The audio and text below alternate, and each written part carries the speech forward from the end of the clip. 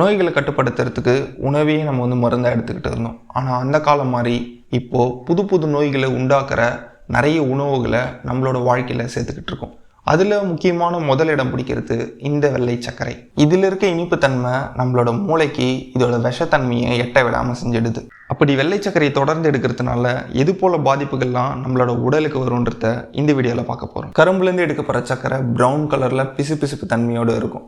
அது இந்த கிறிஸ்டல் ஒயிட்டாக மாறுறதுக்கு நிறைய கெமிக்கல்ஸ் ஆட் பண்ணி நிறைய ப்ராசஸிங் ஸ்டேஜ் எல்லாம் கடந்து வந்தால் தான் அது இந்த நிலையை அடையும். இதை நம்ம ஒரேடியாக தவிர்க்க முடியாத காரணம், நம்ம சாப்பிட்ற எல்லா பேக்கடு ஃபுட்லேயுமே இந்த வெள்ளை சர்க்கரையோட அளவு அதிகப்படியாக இருக்கும். இதோட பாதிப்பு ஒரே நாளில் தெரியலனாலும் அதை தெரிஞ்சுக்கிற காலம் ரொம்ப தூரத்தில் இல்லை. இதை தொடர்ந்து எடுக்கிறதுனால குழந்தைகள்லேருந்து முதியோர் வரைக்கும் சர்க்கரை நோய், எலும்பு தேய்மானம், ஞாபக மறதி, ஏன் புற்றுநோய் உண்டாக்குறதுக்கான காரணங்கள் கூட இதில் இருக்குன்ட்டு கண்டுபிடிச்சிருக்காங்க.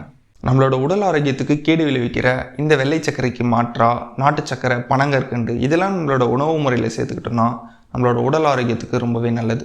இந்த வீடியோட ஆரம்பத்திலே சொன்னது போல் நோய்களை கட்டுப்படுத்த நம்ம உணவையே மருந்தாக எடுத்துக்கிட்டு இருந்தோம். அந்த காலம் போயிட்டு இப்போது புது புது நோய்களை உண்டாக்குற உணவை நம்மளோட வாழ்க்கை முறையில் நம்ம சேர்த்துக்கிட்டோம். இந்த வீடியோவில் நீங்கள் ஒரு நல்ல விஷயத்தை தெரிஞ்சுக்கிட்டீங்கன்னு நான் நம்புகிறேன். இதை உங்களோட ஃப்ரெண்ட்ஸ் அண்ட் ஃபேமிலிக்கும் ஷேர் பண்ணிக்கோங்க. இந்த வீடியோக்கு ஒரு லைக் பண்ணிவிடுங்க. இன்னும் ஒரு இன்ட்ரெஸ்டிங்கான வீடியோக்கு நம்ம சேனலை சப்ஸ்கிரைப் பண்ணிக்கோங்க.